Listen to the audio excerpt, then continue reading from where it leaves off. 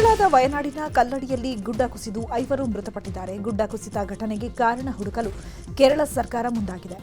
ಗುಡ್ಡ ಕುಸಿಯಲು ಏನ್ ಕಾರಣ? ಸುರಂಗ ಮಾರ್ಗ ಕಾಮಗಾರಿ ವೇಳೆ ಕೇಂದ್ರ ಸರ್ಕಾರದ ಗೈಡ್ಲೈನ್ಸ್ ಪಾಲನೆ ಆಗಿದೆಯಾ ಎಂಬ ಬಗ್ಗೆ ತನಿಖೆ ನಡೆಸುವಂತೆ ಕೇರಳ ಸಿಎಂ ವಿಡಿ ಸತೀಸನ್ ಆದೇಶಿಸಿದ್ದಾರೆ. ಈ 2 ಆಯಾಮದಲ್ಲಿ ತನಿಖೆ ನಡೆಸಲು ಸೂಚಿಸಲಾಗಿದೆ. ವಿಂಜಮ್ ಪೋರ್ಟ್ ಶೇರ್ ಸಮಿತಿಯಿಂದ ತನಿಖೆ ನಡೆಯಲಿದೆ. ಇನ್ನು ಕಲ್ಲಾಡಿಯಲ್ಲಿ ಗುಡ್ಡ ಕುಸಿತದ ರಕ್ಷಣಾ ಕಾರ್ಯ ಭರದಿಂದ ಸಾಗ್ತಾ ಇದೆ. ಇನ್ನು ರಕ್ಷಣಾ ಕಾರ್ಯಕ್ಕೆ ಮಳೆ ಕೂಡ ಅಡ್ಡಿಯಾಗಿತ್ತು. ಈಗ ಮಳೆ ನಿಂತಿದ್ದು ಮತ್ತೆ ಕಾರ್ಯಾಚರಣೆ ಚುರುಕುಗೊಂಡಿದೆ. 20 ಅಡಿ ಆಳದವರೆಗೂ ಮಣ್ಣು ತೆಗೆದರೂ ನಾಪತ್ತೆ ಆದವರ ಸುಳಿವು ಸಿಕ್ಕಿಲ್ಲ. ಘಟನಾ ಸ್ಥಳದಲ್ಲಿನ ಮಣ್ಣನ್ನು ಲಾರಿಗಳ ಮೂಲಕ ಮೆಪ್ಪಾಡಿ ಕಡೆಗೆ ಸಾಗಿಸಲಾಗ್ತಾ ಇದೆ. ಟನಲ್ಗಾಗಿ ಕಟ್ಟಿದ್ದ ಕಾಂಕ್ರೀಟ್ ತಡೆಗೋಡೆಯೂ ಸಂಪೂರ್ಣ ನಾಶ ಆಗಿದ್ದು ಎನ್ಡಿಆರ್ಎಫ್ ಸಿಬ್ಬಂದಿಯಿಂದ ರಕ್ಷಣಾ ಕಾರ್ಯಾಚರಣೆ ನಡೀತಾ ಇದೆ.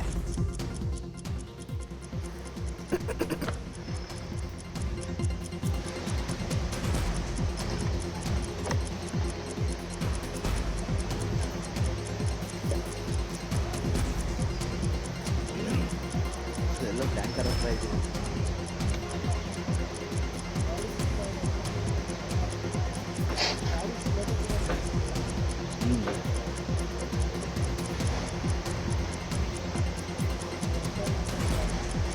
ಏನೋ ಹೆಂಗಾಗೋಯ್ತು. ಅವೈಜ್ಞಾನಿಕ ಕಾಮಗಾರಿಯಿಂದ ಮಂಗಳೂರಿನ ಕೆತ್ತಿಕಲ್ನಲ್ಲಿ ಭೂಕುಸಿತ ಸಂಭವಿಸಿದೆ. ಅವೈಜ್ಞಾನಿಕವಾಗಿ ಮಣ್ಣು ತೆಗೆದ ಕಾರಣ ರಸ್ತೆಗೆ ಅಪಾರ ಪ್ರಮಾಣದ ಮಣ್ಣು ಕಲ್ಲು ಬಂಡೆಗಳು ಕುಸಿದು ಬಿದ್ದಿವೆ. ವಯನಾಡಿನ ಟನಲ್ ನಿರ್ಮಾಣದ ಕಂಪನಿಯಿಂದ ಮಂಗಳೂರಲ್ಲೂ ಕೂಡ ರಸ್ತೆ ತಡೆಗೋಡೆ ನಿರ್ಮಾಣ ಕಾಮಗಾರಿ ನಡೀತಾ ಇದೆ. ಈ ಕಂಪನಿಯ ಅವೈಜ್ಞಾನಿಕ ಕಾಮಗಾರಿಯಿಂದ ಭೂಕುಸಿತ ಸಂಭವಿಸಿದೆ ಎನ್ನಲಾಗಿದೆ. ಭೂಕುಸಿತ ಹಿನ್ನೆಲೆಯಲ್ಲಿ ಕೆತ್ತಿಕಲ್ನ ಏಕಮುಖ ವಾಹನ ಸಂಚಾರ ಇದೆ. ಅಲ್ಲಿ ಕಂಪನಿಯ ಅವೈಜ್ಞಾನಿಕ ಕಾಮಗಾರಿ ವಿರುದ್ಧ ಜನಾಕ್ರೋಶ ವ್ಯಕ್ತಪಡಿಸುತ್ತಿದ್ದಾರೆ.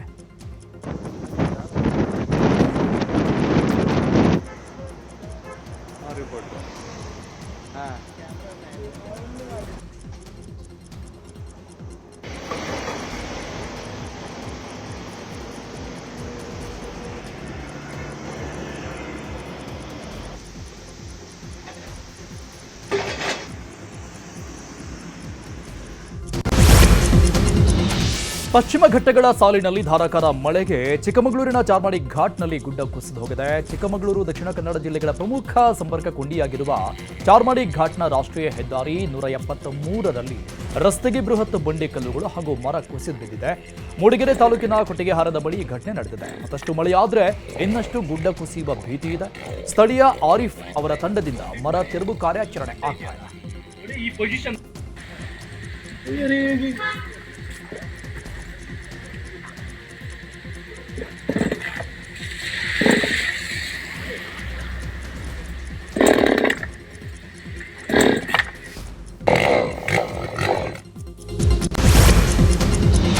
ಹಾಸನ ಜಿಲ್ಲೆಯಲ್ಲಿ ಮಳೆ ಅಬ್ಬರ ಜೋರಾಗಿದೆ. ಬಿಟ್ಟು ಬಿಡದೆ ಸುರಿದ ಮಳೆಗೆ ಸಕಲೇಶಪುರ ಪಟ್ಟಣದ ಡಾಲರ್ಸ್ ಕಾಲೋನಿ ಬಡಾವಣೆಯಲ್ಲಿ ತಡೆಗೋಡೆ ಕುಸಿದು 2 ಮನೆ ಹಾನಿಯಾಗಿದೆ.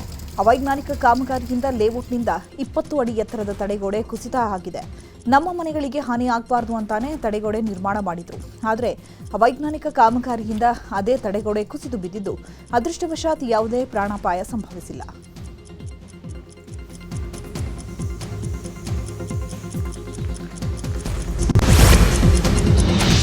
ರಾಜ್ಯದ ಕರಾವಳಿ ಭಾಗದಲ್ಲಿ ಮುಂಗಾರು ಅಬ್ಬರ ಜೋರಾಗಿದೆ. ಕರಾವಳಿ ಮತ್ತು ಮಲೆನಾಡು ಭಾಗದಲ್ಲಿ ಜೋರು ಮಳೆ ಆಗ್ತಾ ಇರುವ ಪರಿಣಾಮ ಹಾವೇರಿ ಜಿಲ್ಲೆಯಲ್ಲಿ ವರದಾ ನದಿಗೆ ಹೆಚ್ಚಿನ ಪ್ರಮಾಣದ ನೀರು ಹರಿದು ಬರುತ್ತಿದೆ. 220 ಕಿಲೋಮೀಟರ್ ಉದ್ದದ ವರದಾ ನದಿಯಲ್ಲಿ ನೀರಿನ ಮಟ್ಟ ಏರಿಕೆಯಾಗಿದೆ. ನದಿಗೆ ಒಳಹರಿವು ಹೆಚ್ಚಾದ ಹಿನ್ನೆಲೆ ರೈತರ ಮುಖದಲ್ಲಿ ಮಂದಹಾಸ ಮೂಡಿದೆ. ವರದಾ ನದಿಯ ಹೆಚ್ಚುವರಿ ನೀರು ತುಂಗಭದ್ರಾ ನದಿಗೂ ಹರಿಯುತ್ತೆ. ಮಳೆ ಕೊರತೆಯಿಂದ ಕಂಗಾಲಾಗಿದ್ದ ಹಾವೇರಿ ರೈತರಿಗೆ ಹೊಸ ಆಶಾ ಕಿರಣ ಮೂಡಿದೆ.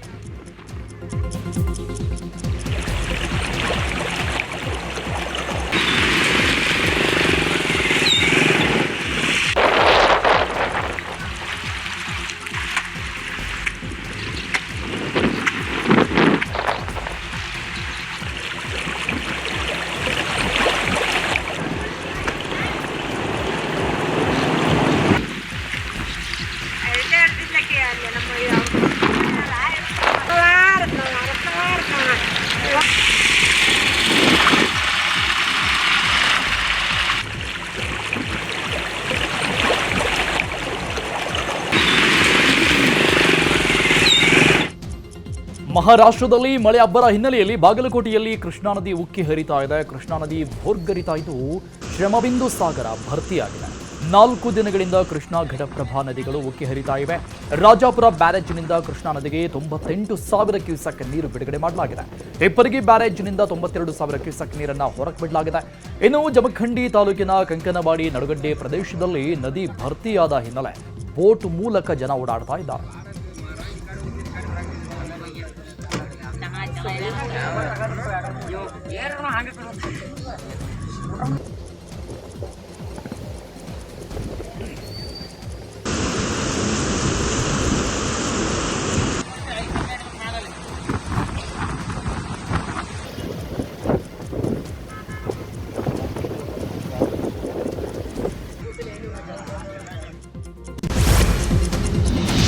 ಮಳೆ ಇಲ್ಲದೆ ಕೊಪ್ಪಳದ ರೈತರು ಸಂಕಷ್ಟಕ್ಕೆ ಸಿಲುಕಿದ್ದಾರೆ. ಬರದ ಛಾಯೆ ಹಿನ್ನೆಲೆ ಕೊಪ್ಪಳ ತಾಲೂಕಿನ ಮುದ್ದಾಬಳ್ಳಿಯಲ್ಲಿ ಜನ ದೇವರಿಗೆ ವಿಶೇಷ ಪೂಜೆ ಸಲ್ಲಿಸಿ ಭಜನೆ ಮಾಡಿದ್ದಾರೆ. ಗ್ರಾಮದ ಶ್ರೀ ಮುದ್ದಮ್ಮ ದೇವಸ್ಥಾನದಲ್ಲಿರುವ ಈಶ್ವರ ದೇವರಿಗೆ ಭಜನೆ ಮಾಡುತ್ತಾ ಪ್ರದಕ್ಷಿಣೆ ಹಾಕಿದ್ದಾರೆ. 7 ದಿನ ನಿರಂತರ ಭಜನೆಯಿಂದ ಮಳೆ ಆಗುತ್ತೆ ಎಂಬ ನಂಬಿಕೆಯಿಂದ ಗ್ರಾಮಸ್ಥರು ಮಳೆಗಾಗಿ ದೇವರ ಮೊರೆ ಹೋಗಿದ್ದಾರೆ.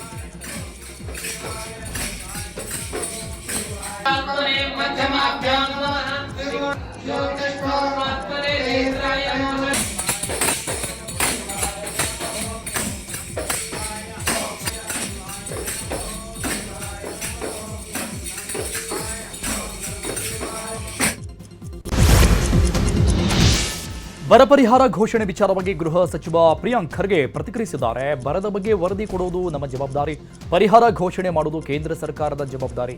ಎಷ್ಟು ಬಿತ್ತನೆ ಆಗಿದೆ, ಮೇವು ಇವೆಲ್ಲವೂ ಗಮನದಲ್ಲಿಟ್ಟುಕೊಂಡು ನಾವು ವರದಿ ಸಿದ್ಧಪಡಿಸಿ ಕೇಂದ್ರ ಸರ್ಕಾರಕ್ಕೆ ಕಳಿಸಬೇಕು. ನಂತರ ಅವರ ತಂಡ ಕಳಿಸ್ತಾರೆ. ಆದರೆ ಬರ ಘೋಷಣೆ ಮಾಡುವುದು ಕೇಂದ್ರ ಸರ್ಕಾರದ ಮಾನದಂಡದ ಪ್ರಕಾರ ಅಂತ ಪ್ರಿಯಾಂಕ್ ಖರ್ಗೆ ಹೇಳಿದ್ದಾರೆ. ಮಾನದಂಡಗಳಿವೆ, ಅದರ ಪ್ರಕಾರ ನಾವು ವರದಿಯನ್ನು ಕಳಿಸ್ಬೇಕಾಗ್ತದೆ. ಇನ್ನು ಈಗ ಬಿತ್ತನೆ ಕೆಲವು ಕಡೆ ಪ್ರಾರಂಭ ಆಗಿದೆ, ಕೆಲವು ಕಡೆ ಆಗಿಲ್ಲ. ಮತ್ತು ಹವಾಮಾನದ ಏರ್ಪೇರ್ ಇರ್ಬೋದು, ನೀವು ಏನು ತೇವಾಂಶ ಇರ್ಬೋದು, ಭೂಮಿಯ ತೇವಾಂಶ ಇರ್ಬೋದು, ಮತ್ತು ಎಷ್ಟು ಬಿತ್ತನೆ ಆಗಿದೆ, ಮೇವಿಂದ ಇರ್ಬೋದು, ಇವೆಲ್ಲನೂ ಕೂಡ ಗಮನಕ್ಕೆ ಗಮನಕ್ಕೆ ತಗೊಂಡು ನಮ್ಮ ವರದಿ ಮಾಡ್ಕೊಂಡು ಅದಕ್ಕೆ ಗ್ರೌಂಡ್ ಟ್ರೂತಿಂಗ್ ಆಗುತ್ತೆ. ಅದಕ್ಕೆ ಅದ ಮೇಲೆ ಕೇಂದ್ರ ಸರ್ಕಾರಕ್ಕೆ ಕಳಿಸ್ಬೇಕಾಗ್ತದೆ. ಅವ್ರ ತಂಡ ಕಳಿಸ್ತಾರೆ. ಸೊ ಇದನ್ನು ಏನು ಈ ಪ್ರಕ್ರಿಯೆಯನ್ನು ನಾವು ಕರೆಕ್ಟಾಗಿ ಮಾಡಬೇಕು. ಕೇಂದ್ರ ಸರ್ಕಾರದ ದಾವಣಗೆರೆಯಲ್ಲಿ ಸಾಸ್ವೆಹಳ್ಳಿ ಏತ ನೀರಾವರಿ ಕೆರೆ ತುಂಬಿಸುವ ಯೋಜನೆಯ ಪೈಪ್ ಲೈನ್ ಒಡೆದು ಅಪಾಯ ಪ್ರಮಾಣದ ನೀರು ಪೋಲಾಗಿದೆ. ದಾವಣಗೆರೆ ತಾಲೂಕಿನ ಹುಚ್ಚವನಹಳ್ಳಿ ಬಳಿ ಕಳೆದ 2 ದಿನಗಳಿಂದ ಪೈಪ್ ಒಡೆದು ನೀರು ಪೋಲಾಗ್ತಾ ಇದೆ. 2 ದಿನ ಆದರೂ ಪೈಪ್ ಲೈನ್ ಸರಿಪಡಿಸುವ ಕುರಿತು ಯಾವುದೇ ಅಧಿಕಾರಿಗಳು ತಲೆ ಕೆಡಿಸಿಕೊಂಡಿಲ್ಲ. ಒಂದ್ ಕಡೆ ಬೆಳೆಗೆ ನೀರಿಲ್ಲ ಅಂತ ರೈತರು ಕಂಗಾಲಾಗಿದ್ರೆ, ಮತ್ತೊಂದು ಕಡೆ 2 ದಿನಗಳಿಂದ ನೀರು ಪೋಲು ಆಗ್ತಾ ಇದ್ರೂ ಕೂಡ ಅಧಿಕಾರಿಗಳು ಸುಮ್ಮನಾಗಿದ್ದಾರೆ.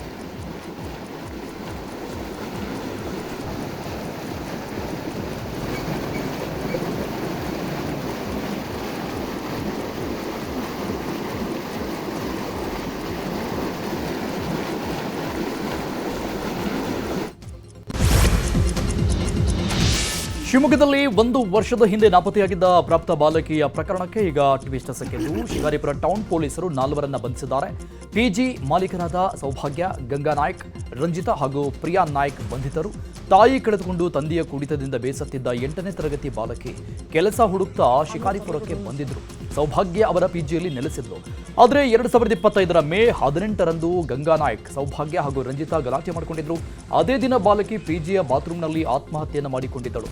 ಈ ಘಟನೆಯಿಂದ ಹೆದರಿದ ಆರೋಪಿಗಳು ಪೊಲೀಸರಿಗೆ ತಿಳಿಸದೆ ಶವವನ್ನ ಸೂಟ್ಕೇಸ್ನಲ್ಲಿ ತುಂಬಿ ಉತ್ತರ ಕನ್ನಡದ ಸಿದ್ದಾಪುರ ತಾಲೂಕಿನ ಮಾವಿನಗುಂಡಿ ಬಳಿ ಎಸೆದು ಬಂದಿದ್ರು. ಬಾಲಕಿಯ ತಂದೆ ನೀಡಿದ ದೂರಿನ ಮೇರೆಗೆ ತನಿಖೆ ನಡೆಸಿದ ಪೊಲೀಸರು ಪ್ರಕರಣವನ್ನ ಈಗ ಭೇದಿಸಿದ್ದಾರೆ. ಆರೋಪಿಗಳು ಶವ ಎಸೆದಿದ್ದ ಸ್ಥಳದಲ್ಲಿ ಸದ್ಯ ತಲೆಬುರುಡೆ ಹಾಗೂ ಮೂಳೆಗಳು ಪತ್ತೆಯಾಗಿದ್ದು ಎಫ್ಎಸ್ಎಲ್ಗೆ ರವಾನಿಸಲಾಗಿದೆ. ಪೊಲೀಸರು ತನಿಖೆಯನ್ನು ಮುಂದುವರೆಸಿದ್ದಾರೆ.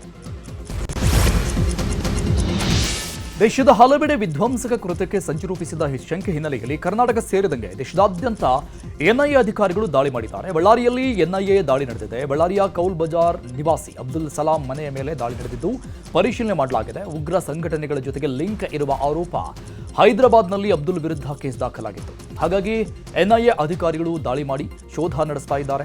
ಆನ್ಲೈನ್ನಲ್ಲಿ ಧರ್ಮ ಪ್ರಚೋದನೆ ಹಾಗೂ ಆಂಧ್ರದ ರೆಹಮತುಲ್ಲಾ ಶರೀಫ್ ಜೊತೆ ಸಂಪರ್ಕ ಆರೋಪದಲ್ಲಿ ಮಾರ್ಚ್ 26ರಂದು ಅಬ್ದುಲ್ ಬಂಧನಾಗಿತ್ತು. ಇದೇ ಕೇಸ್ನಲ್ಲಿ ಆರೋಪಿ ಅಬ್ದುಲ್ ಪತ್ನಿಯನ್ನೂ ಕೂಡ ವಿಚಾರಣೆ ಮಾಡಲಾಗ್ತಿದೆ. ಇನ್ನು ವಿಶಾಖಪಟ್ಟಣ, ಚೆನ್ನೈ ಸೇರಿದಂತೆ ಹಲವೆಡೆ ದಾಳಿಯಾಗಿದೆ.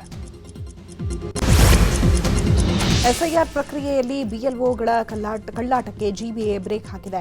ಬಿಎಲ್ಒಗಳು ಮನೆಗೆ ಹೋಗಿ ಎಸ್ಐಆರ್ ಮಾಡಬೇಕು ಅಂತ ಬಿಎಲ್ಒಗಳಿಗೆ ಜಿಬಿಎ ಖಡಕ್ ಸಂದೇಶ ರವಾನಿಸಿದೆ.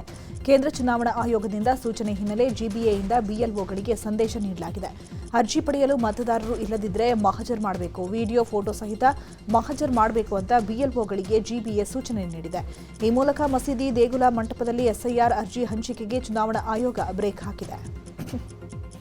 ಮತದಾರರ ಹೆಸರು ಡಿಲೀಟ್ ಮಾಡೋಕ್ಕೂ ಮುಂಚೆ ಕಡ್ಡಾಯವಾಗಿ ರಾಜಕೀಯ ಪಕ್ಷಗಳ ಗಮನಕ್ಕೆ ತರಬೇಕು ಅಂತ ಬಿಎಲ್ಒಗಳಿಗೆ ಸೂಚನೆ ನೀಡಲಾಗಿದೆ. ಮೊದಲು ರಾಜಕೀಯ ಪಕ್ಷಗಳ ಗಮನಕ್ಕೆ ತಂದು ಗೊಂದಲ ಸರಿಪಡಿಸಿಕೊಳ್ಳಬೇಕು ಅಂತ ಕೇಂದ್ರ ಚುನಾವಣಾ ಆಯೋಗ ಆದೇಶಿಸಿದೆ.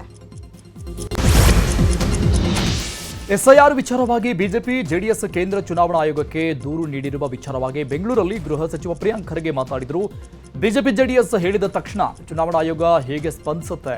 ಚುನಾವಣಾ ಆಯೋಗ ಕೇಂದ್ರ ಸರ್ಕಾರದ ಕೈಗೊಂಬೆ ಆಗಿದೆ. ಪಶ್ಚಿಮ ಬಂಗಾಳದಲ್ಲಿ ಕೂಡ ಎಸ್ಐಆರ್ ಪ್ರಕ್ರಿಯೆ ಆರಂಭ ಆದಾಗ ಪ್ರತಿಭಟನೆ ಮಾಡಿದ್ದು ಬಿಜೆಪಿನೇ ಅಕ್ರಮ ಮಾಡ್ತಾ ಇದ್ದಾರೆ ಅಂತ ಮಮತಾ ಬ್ಯಾನರ್ಜಿ ವಿರುದ್ಧ ಆರೋಪಿಸಿದರು. ಮತದಾರರ ಹಕ್ಕನ್ನ ರಕ್ಷಣೆ ಮಾಡಬೇಕು ಅಂತ ಚುನಾವಣಾ ಆಯೋಗಕ್ಕೆ ಪ್ರಾಮಾಣಿಕವಾಗಿ ಕೇಳಿದ್ದೇವೆ ಅಂತ ಪ್ರಿಯಾಂಕ್ ಖರ್ಗೆ ಹೇಳಿದ್ದಾರೆ.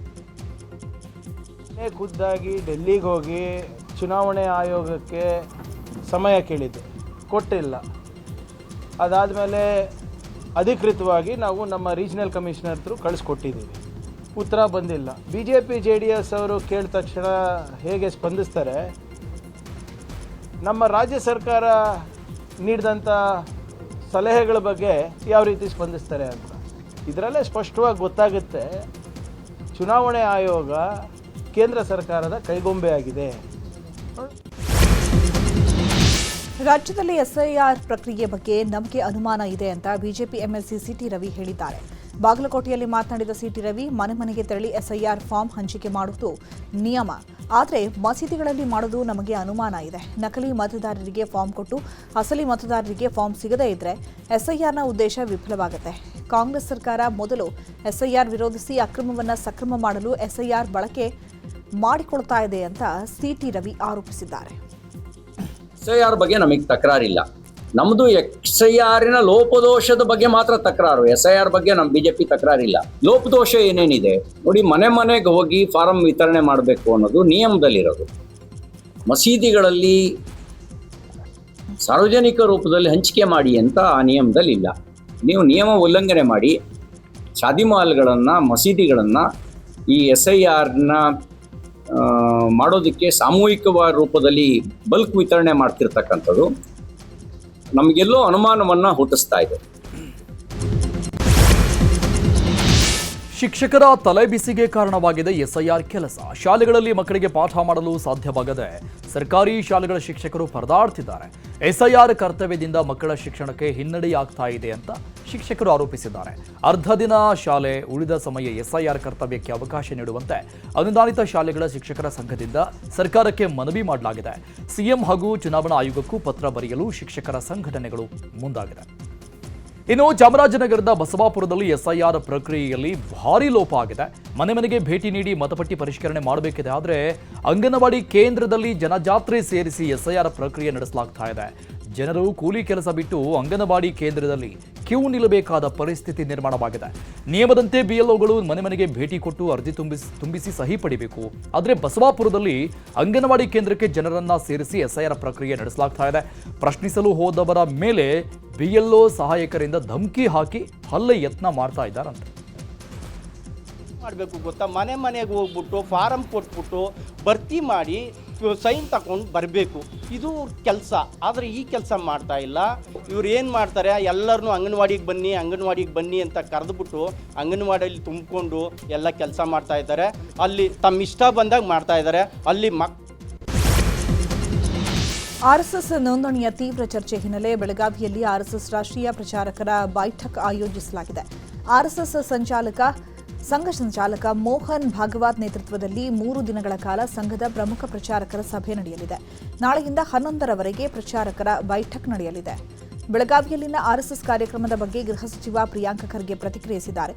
ಖಾಸಗಿ ಕಾರ್ಯಕ್ರಮಕ್ಕೆ ನಮ್ಮ ಅನುಮತಿ ಬೇಕಾಗಿಲ್ಲ, ಬೀದಿಗಿಳಿದ್ರೆ ಅನುಮತಿ ಬೇಕಾಗತ್ತೆ. ದೊಡ್ಡ ಮೆರವಣಿಗೆ ಮಾಡಬೇಕಾದ್ರೆ ಅನುಮತಿ ಬೇಕಲ್ವಾ ಅಂತ ಹೇಳಿದ್ದಾರೆ.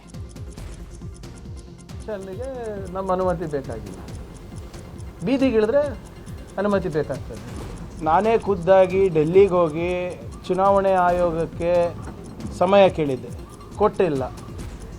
ಅದಾದಮೇಲೆ ಅಧಿಕೃತವಾಗಿ ನಾವು ನಮ್ಮ ರೀಜನಲ್ ಕಮಿಷನರ್ ಥ್ರೂ ಕಳಿಸ್ಕೊಟ್ಟಿದ್ದೀವಿ, ಉತ್ತರ ಬಂದಿಲ್ಲ. BJP JDS ಅವರು ಕೇಳಿದ ತಕ್ಷಣ ಹೇಗೆ ಆರ್ಎಸ್ಎಸ್ ಪಥಸಂಚಲನಕ್ಕೆ ಅನುಮತಿ ಕಡ್ಡಾಯ ಎಂಬ ಗೃಹ ಸಚಿವ ಪ್ರಿಯಾಂಕ್ ಖರ್ಗೆ ಅವರ ಹೇಳಿಕೆಗೆ ಬಿಜೆಪಿ MLC ಸಿಟಿ ರವಿ ಕಿಡಿಕಾರಿದ್ದಾರೆ. ಈ ಹಿಂದೆಯೂ ಪಥಸಂಚಲನ ಮಾಡಬೇಕಾದ್ರೆ ಅನುಮತಿ ಪಡೆದಿದ್ದೇವೆ, ಅನುಮತಿ ಪಡೆದಿಲ್ಲ ಅಂತ ಯಾರು ಹೇಳಿದ್ರು? ನಾನು ಅವರಿಗೇನು ಹೇಳೋದು? ಅವರು ದೊಡ್ಡವರ ಮಕ್ಕಳು. ದೇಶಕ್ಕೆ ಹಾನಿ ಮಾಡುವ ಸಂಘಟನೆ ಬಗ್ಗೆ ಒಂಚೂರು ಮಾತನಾಡಿಲ್ಲ. ಕಾಂಗ್ರೆಸ್ನವರ ಪಾಪದ ಕೂಸು ಪಾಕಿಸ್ತಾನ. ಬಿಜೆಪಿ RSS ಟೀಕಿಸದೇ ಇದ್ರೆ ಖರ್ಗೆ ಅವರಿಗೆ ನಿದ್ರೆ ಬರಲ್ಲ, ತಿಂದ ಅನ್ನ ಜೀರ್ಣ ಆಗಲ್ಲ ಅಂತ ಸಿಟಿ ರವಿ ಗುಡುಗಿದ್ದಾರೆ. ಹಿಂದೆಯೂ ಪಥಸಂಚಲನ ಮಾಡಬೇಕಾದ್ರೆ ಅನುಮತಿಯನ್ನು ತಗೊಂಡೇ ಪಥಸಂಚಲನ ಮಾಡಿ. ಮತ್ತು ಅವರಿಗೆ ನಾನೇನು ಹೇಳೋದು, ದೊಡ್ಡವ್ರ ಮಕ್ಕಳು, ಒಳ್ಳೇದು ಯಾವುದು ಕೆಟ್ಟದ್ದು ಯಾವುದು ಅನ್ನುವಂಥ ವಿವೇಚನೆ ಒಂದು ಅವ್ರಿಗೆ ಬರಬೇಕು. ದೇಶಕ್ಕೆ ಒಳ್ಳೇದು ಮಾಡೋ ಸಂಘಟನೆ ಯಾವುದು, ದೇಶಕ್ಕೆ ಹಾನಿ ಮಾಡೋ ಸಂಘಟನೆ ಯಾವುದು? ಆ ದಿನ ಮಾತಾಡೋದ್ರಿಂದ ಅವ್ರಿಗೆ ಪ್ರಚಾರ ಸಿಗುತ್ತೆ ಅಂತ ಬಯಸಿದರೆ ಪ್ರಚಾರ ಪಡ್ಕೊಳ್ಳಿ ಹೇಳಿ. ರಾಜ್ಯಾದ್ಯಂತ ಒಟ್ಟು 10 ಅಧಿಕಾರಿಗಳ ಮೇಲೆ ಲೋಕಾಯುಕ್ತ ದಾಳಿಯಾಗಿದೆ. ಏಕಕಾಲಕ್ಕೆ ರಾಯಚೂರು, ಚಿತ್ರದುರ್ಗ, ಬೆಂಗಳೂರು, ತುಮಕೂರು, ಶಿವಮೊಗ್ಗ, ದಾವಣಗೆರೆ ಹಾಗೂ ಕಲಬುರಗಿಯಲ್ಲಿ ಲೋಕಾಯುಕ್ತ ಅಧಿಕಾರಿಗಳಿಂದ ದಾಳಿ ನಡೆದಿದೆ. ಬೆಂಗಳೂರಲ್ಲಿ PWD ಇಲಾಖೆಯ EE ನರೇಂದ್ರ, KRIDLನ ಇಂಜಿನಿಯರ್ ಪ್ರವೀಣ್ B ಹರಿ, ಕೃಷಿ ಇಲಾಖೆಯ ಡೆಪ್ಯೂಟಿ ಡೈರೆಕ್ಟರ್ ಪುಷ್ಪಾಗೆ ಸೇರಿದ ಮನೆ ಹಾಗೂ ಕಚೇರಿಗಳ ಮೇಲೆ ದಾಳಿ ನಡೆದಿದೆ. ಇನ್ನು ರಾಯಚೂರಿನಲ್ಲಿ ಕೃಷ್ಣ ಭಾಗ್ಯ ಜಲ ನಿಗಮದ EE ಬಸವನಗೌಡ ಪಾಟೀಲ್, ಚಿತ್ರದುರ್ಗದಲ್ಲಿ ಬಬ್ಬೂರು ತೋಟಗಾರಿಕೆ ಕಾಲೇಜು ಪ್ರೊಫೆಸರ್ ಶಂಕರ್, ಜಲಾನಯನ ಇಲಾಖೆ RFO ದುಗ್ಗಪ್ಪ ಮನೆ ಹಾಗೂ ತುಮಕೂರಲ್ಲಿ ಸಣ್ಣ ನೀರಾವರಿ ಇಲಾಖೆಯ ಅಸಿಸ್ಟೆಂಟ್ ಇಂಜಿನಿಯರ್ ಮಧುಸೂದನ್ಗೆ ಸೇರಿದಂತಹ ಮನೆ ಹಾಗೂ ಕಚೇರಿಗಳ ಮೇಲೂ ದಾಳಿ ನಡೆದಿದೆ. ಇವರ ಜೊತೆಗೆ ಬೆಂಗಳೂರು ದಕ್ಷಿಣ ತಾಲೂಕಿನ ಕುಂಬಳಗೋಡು ಪಂಚಾಯತ್ PDO ತಿಮ್ಮೇಗೌಡ, ಕಲಬುರಗಿಯ ಜಿಸ್ಕಾಂ AEE ಅಮೃತರಾವ್, ಶಿವಮೊಗ್ಗ ACF ಕಿರಣ್ ಅಂಗಡಿಗೂ ಲೋಕಾಯುಕ್ತ ಅಧಿಕಾರಿಗಳು ಶಾಕ್ ಕೊಟ್ಟಿದ್ದಾರೆ.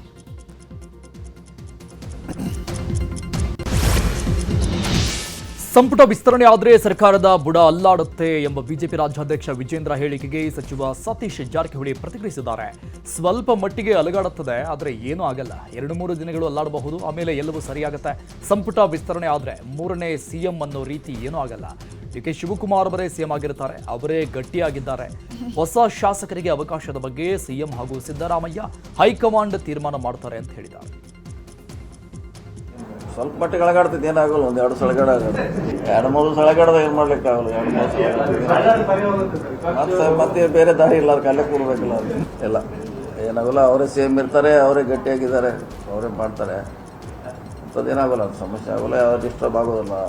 ಅವ್ರ ಪಕ್ಷದಲ್ಲಿ ಇಂಥದ್ದಾಗಿದ್ದಿಲ್ಲ, ಆಗಿಲ್ಲ ಅಂದ್ರೆ ಅವರೆಲ್ಲ ಆಗಿದೆ. ಅವ್ರ ಸರ್ಕಾರದಲ್ಲಿಯೂ ಅದು.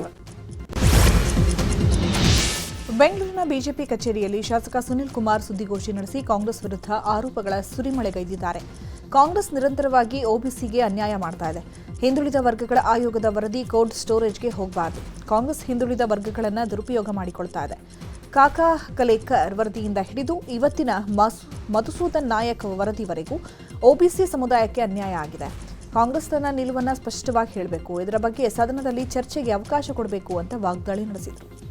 150 ಕೋಟಿ ರೂಪಾಯಿಗಿಂತ ಹೆಚ್ಚು ಹಣವನ್ನು ಖರ್ಚು ಮಾಡಿ ರಾಜ್ಯದ ಹಿಂದುಳಿದ ಶೈಕ್ಷಣಿಕ ಮತ್ತು ಆರ್ಥಿಕ ಸಮೀಕ್ಷೆಯನ್ನು ಮಾಡ್ತೀವಿ ಅಂತೇಳಿ ಬಹಳ ದೊಡ್ಡ ಪ್ರಚಾರವನ್ನು ತೆಗೆದುಕೊಂಡು ರಚಿಸಿದಂಥ ಮಧುಸೂದನ್ ಆಯೋಗದ ವರದಿಯನ್ನು ಕಾಂಗ್ರೆಸ್ ಸರ್ಕಾರ ಏನು ಮಾಡಿದೆ ಅನ್ನುವಂಥದ್ದು ಇವತ್ತಿನ ತನಕ ಸ್ಪಷ್ಟ ಆಗಲಿಲ್ಲ.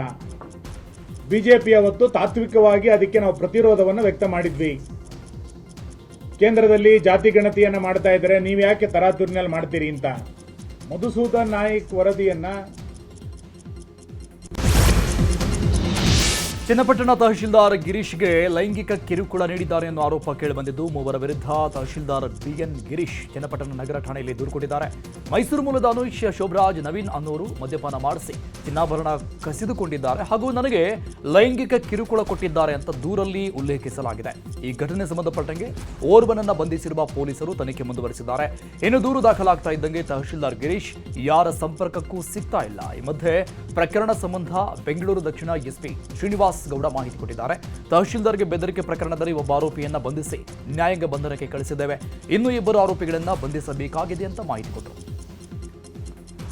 ಟೌನ್ ಪೊಲೀಸ್ ಸ್ಟೇಷನ್ ಲಿಮಿಟ್ಸ್ ಅಲ್ಲಿ ಏನು ಒಂದು ಪ್ರಕರಣ ದಾಖಲಾಗಿದೆ, ಅದರಲ್ಲಿ ತಹಸೀಲ್ದಾರ್ ಅವರಿಗೆ ಎಕ್ಸ್ಟೋರ್ಷನ್ ಮಾಡಕ್ಕೆ ಪ್ರಯತ್ನ ಪಟ್ಟಿರುವಂತಹ ಒಂದು ಪ್ರಕರಣದಲ್ಲಿ ನಾವು ಒಬ್ಬ ಆರೋಪಿಯನ್ನು ಬಂಧನ ಮಾಡಿದ್ದೀವಿ. ಅವ್ರನ್ನ ಜುಡಿಷಿಯಲ್ ಕಸ್ಟಡಿಗೆ ಕಳಿಸಿದ್ದೀವಿ.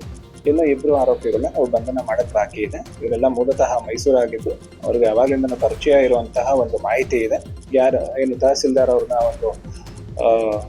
ಅವ್ರದ್ದು ಒಂದು ಇಂಟರ್ವ್ಯೂ ತಗೊಳ್ಬೇಕು ಅನ್ನೋ ಒಂದು ನೆಪ ಹುಟ್ಟಿ ಅವ್ರನ್ನ ಭೇಟಿ ಮಾಡಿ ನಂತರದಲ್ಲಿ ಈ ರೀತಿ ಎಕ್ಸ್ಟೋರ್ಷನ್ಗೆ ಇಳಿದಿರೋದು.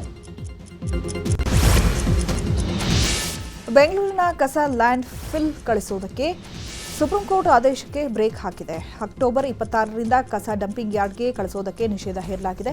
ಬೆಂಗಳೂರಿನ ಕಸವನ್ನು ಭೂಭರ್ತಿಗೆ ಹಾಕದಂತೆ ಸುಪ್ರೀಂ ಕೋರ್ಟ್ ಆದೇಶಿಸಿದೆ. ಹೀಗಾಗಿ ಅಕ್ಟೋಬರ್ನಿಂದ ನಗರದಲ್ಲಿ ಕಸದ ಸಮಸ್ಯೆ ತಲೆದೂರುವ ಸಂಭವ ಇದೆ. ಸದ್ಯ ಕಸ ವಿಲೇವಾರಿಗೆ ಜಿಬಿಎ ಅಧಿಕಾರಿಗಳು ಪರ್ಯಾಯ ಮಾರ್ಗ ಹುಡುಕ್ತಾ ಇದ್ದಾರೆ. ನಗರದಲ್ಲಿ ಉತ್ಪತ್ತಿ ಆಗುವ ತ್ಯಾಜ್ಯವನ್ನು ನಗರದ ಒಳಭಾಗದಲ್ಲೇ ವಿಲೇವಾರಿ ಮಾಡುವುದು ಕಡ್ಡಾಯ. ಪ್ರತಿದಿನ ಬೆಂಗಳೂರಲ್ಲಿ 5,000 ಟನ್ ತ್ಯಾಜ್ಯ ಉತ್ಪತ್ತಿಯಾಗ್ತಿದೆ. ಸದ್ಯ ಬಯೋಗ್ಯಾಸ್ ಮರುಬಳಕೆ ಹಾಗೂ ವಿದ್ಯುತ್ ಉತ್ಪಾದನೆ ಸೇರಿದಂತೆ 1,500 ಟನ್ ಕಸವನ್ನು ವಿಲೇವಾರಿ ಮಾಡಲು ಸಾಧ್ಯವಿದೆ. ಉಳಿದ ತ್ಯಾಜ್ಯವನ್ನು ಹೇಗೆ ವಿಲೇವಾರಿ ಮಾಡುವುದು ಅಂತ ನಗರದ ಪಾಲಿಕೆಗಳಿಗೆ ತಲೆನೋವು ತಂದಿದೆ. ಮುಂಗಾರು ಹಂಗಾಮಿನ ಕಬ್ಬು ಅರೆಯುವ ಕಾರ್ಯಕ್ಕೆ ಮಂಡ್ಯದ ಮೈ ಶುಗರ್ ಕಾರ್ಖಾನೆಯಲ್ಲಿ ಚಾಲನೆ ಕೊಡಲಾಗಿದೆ. ಪೂಜೆ ಸಲ್ಲಿಸಿ ಬಾಯ್ಲರ್ಗೆ ಬೆಂಕಿ ಹಾಕುವ ಮೂಲಕ ಜಿಲ್ಲಾಧಿಕಾರಿ ಕುಮಾರ್ ಚಾಲನೆ ಕೊಟ್ಟಿದ್ದಾರೆ. ಕಾರ್ಯಕ್ರಮಕ್ಕೆ ಜನಪ್ರತಿನಿಧಿಗಳು ಸೇರಿ ರೈತ ಮುಖಂಡರು ಗೈರಾಗಿದ್ದರು. ಕಾರ್ಖಾನೆಯ ಎಂಡಿ ಮಂಗಲ್ದಾಸ್, ಮೈ ಶುಗರ್ ಅಧ್ಯಕ್ಷ ಸಿಡಿ ಗಂಗಾಧರ್ ಸೇರಿ ಹಲವರು ಭಾಗಿಯಾಗಿದ್ದರು. ಚಿತ್ರದುರ್ಗದ ಮಠದ ಕುರುಬರಹಟ್ಟಿಯಲ್ಲಿರುವ ಭೋವಿ ಗುರುಪೀಠದಲ್ಲಿ ಜುಲೈ 18ರಂದು ರಾಷ್ಟ್ರೀಯ ಭೋವಿ ಯುವಜನೋತ್ಸವ ನಡೆಯಲಿದೆ. ಈ ಸಂಬಂಧ ಸುದ್ದಿಗೋಷ್ಠಿ ನಡೆಸಿ ಭೋವಿ ಯುವಜನೋತ್ಸವದ ಕುರಿತು ಭೋವಿ ಅಭಿವೃದ್ಧಿ ನಿಗಮದ ಅಧ್ಯಕ್ಷ ಎನ್ ರಾಮಪ್ಪ ಹಾಗೂ ಮುಖಂಡರು ಮಾಹಿತಿ ನೀಡಿದ್ದಾರೆ. ಕಾರ್ಯಕ್ರಮದಲ್ಲಿ CM DK Shivakumar, DCM doctor G Parameshwar ಪಾಲ್ಗೊಳ್ಳಲಿದ್ದಾರೆ. ಭೋವಿ ಜಗದ್ಗುರು ಇಮ್ಮಡಿ ಸಿದ್ದರಾಮೇಶ್ವರ ಸ್ವಾಮೀಜಿ ಅವರ 17ನೇ ಪಟ್ಟಾಭಿಷೇಕ ಮಹೋತ್ಸವ, 28ನೇ ಲಾಂಛನ ದೀಕ್ಷಾ ಮಹೋತ್ಸವ, 40ನೇ ಜನ್ಮ ವರ್ಧಂತ್ಯೋತ್ಸವ, ಭೋವಿ ಜನಾಂಗದ ಧಾರ್ಮಿಕ, ಸಾಂಸ್ಕೃತಿಕ, ಸಾಮಾಜಿಕ ಸಂಭ್ರಮ ಇರಲಿದೆ. ಸರ್ಕಾರದ ವಿವಿಧ ಇಲಾಖೆಗಳ ಸಚಿವರು, ಶಾಸಕರು ಭಾಗಿಯಾಗಲಿದ್ದಾರೆ ಅಂತ ತಿಳಿಸಿದರು. 4 ವಿಭಾಗಗಳಲ್ಲಿ 4 ಗುಂಪುಗಳನ್ನಾಗಿ ನಮ್ಮ ರಾಜ್ಯ ಮಟ್ಟದ ಮುಖಂಡರುಗಳ ಜೊತೆ ಚರ್ಚೆ ಮಾಡಿ ಮೈಸೂರು ವಿಭಾಗಕ್ಕೆ ಮಾಜಿ ಅಧ್ಯಕ್ಷರಾಗಿರ್ತಕ್ಕಂಥ ಸೀತಾರಾಮರವರ ನೇತೃತ್ವದಲ್ಲಿ, ಬೆಳಗಾವಿ ವಿಭಾಗಕ್ಕೆ ರವಿಕುಮಾರ್ ಅಂತಕ್ಕಂಥವ್ರ ನೇತೃತ್ವದಲ್ಲಿ, ಕಲ್ಯಾಣ ಕರ್ನಾಟಕದಲ್ಲಿ ಸಿದ್ದು